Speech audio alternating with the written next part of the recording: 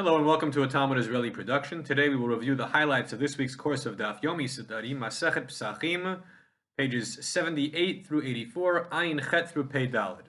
78.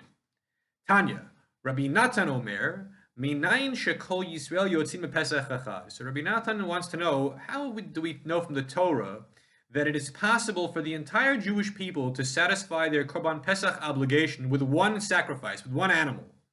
Talmud Lomar, it says in the Torah, "V'shachatu oto kol kahal adat Yisrael ben harabayim," but the entire community of Israel shall slaughter it in the afternoon. Well, the fact is, it says oto, it, in reference to seemingly one animal, and yet the entire congregation of Israel is fulfilling their mitzvah. V'chi kol kahal shochtin, does everyone in fact slaughter? Halo ein shochet ela echad. In fact, only one person does the shechita.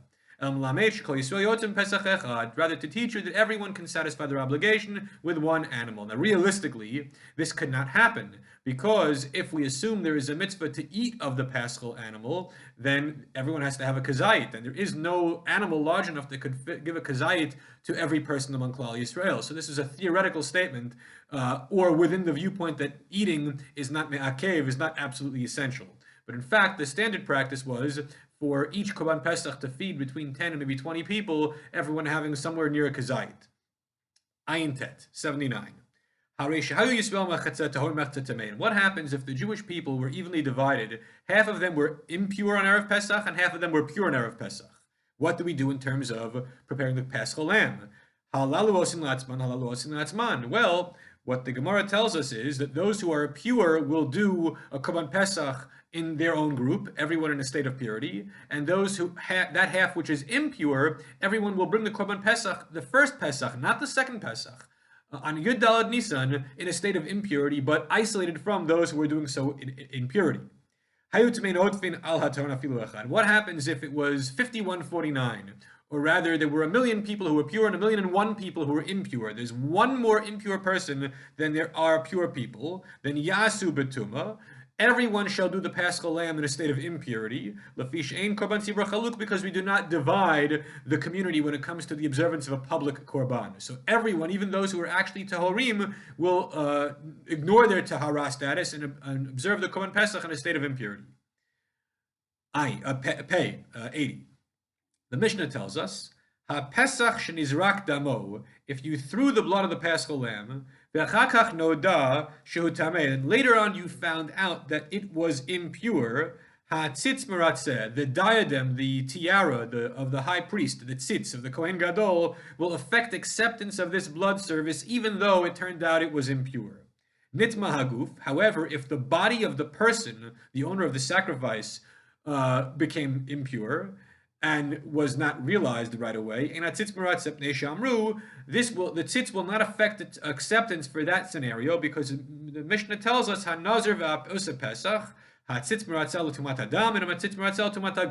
when it comes to a Nazir's korban or a Paschal lamb, the tzitz is effective in taking care of acceptance when the blood was impure, but not when the body of the person was impure. Pei Aleph, 81. Tumat hatahom, the impure of the deep. So the tzitz is effective in securing acceptance for korbanot, which turned out would have been improper on account of the tumat hatahom, an unforeseen tumah of the depth. The classic example being a dead body which was buried deep underground that nobody knew about and we found out later. So heicha ketiva, where does it say in Torah that there is this leniency of the tumah of the depth? Tumat hatahom. Amar Rabbi Lazar, Amar Krav, Chiyamut bet alav b'chuveret alav.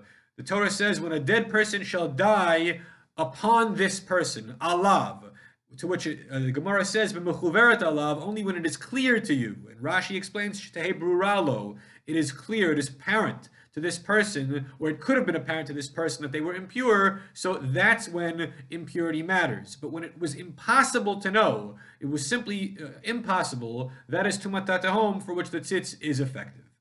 Pei bet, 82.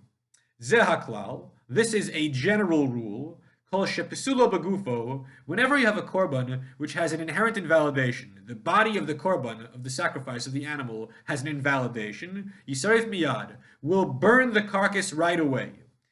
However, if there is a problem with the blood of the sacrifice that happened after the shechita, or a problem with the owner of the sacrifice, to ubar tsurato, then we don't burn the carcass immediately in the Beit HaSreifa, in the place of burning just beyond the temple, but rather we wait until it changes its appearance. The flesh rots to a certain degree, then v'yetzel Beit HaSreifa, it will go out to the place of the burning, and the carcass will be burned. Pei Gimel, 83. The Mishnah tells us that when it comes to the Pesach, the bones and the gidin, the sinews, and the notar, the leftover, is going to be burned. The Gemara says, regarding the gidin, the sinews, lo nitzvach el sham lo de giranashe. We're talking about the fats that surround the sciatic nerve. Now, the Torah forbids the sciatic nerve, the giranashe, and the Torah does not really forbid the shuman, the fat which is surrounding it. Titania shamno mutar. Really, under Torah law, that shuman was permitted. V'Yisrael kadoshim ham, but the Jewish people are very holy, and we took an extra stringency upon ourselves not to eat it. We regard it as prohibited, but really it's permitted, which means that it's leftover meat, and since leftover meat is notar, and notar is supposed to be burned, then the gidim are also burned. 84. Hey Daled. The Mishnah tells us, if you break a bone of a paschal lamb which was done in a state of purity, you're going to get smacked, corporal punishment, because you violate the Torah law of etzem lo tishberu bo. But if you leave leftover meat in a Pesach sacrifice which was done in a state of purity, or you break a bone from a Pesach which was done in a state of impurity, you do not get corporal punishment. So why is it that you do not get corporal punishment in the case of leaving over meat, notar, of a tahor Pesach? So there are two reasons that appear in the Gemara. One is that there is a positive commandment which rectifies the negative. The positive commandment is to burn that which you left over. So it was a prohibition to leave things over, but you can solve the problem by observing the positive commandment of burning. The latter reason, second reason for why you don't get corporal punishment is lav she'ein bo ma'aseh. We do not give people corporal punishment for prohibitions that have no real action involved. It's an inaction. So the inaction was you didn't finish eating the meat. Inevitably, there was notar, there was left over. But because the act of creating notar is in fact not an act at all, it's an ein bo ma'aseh, there is no corporal punishment. Everyone have a great week.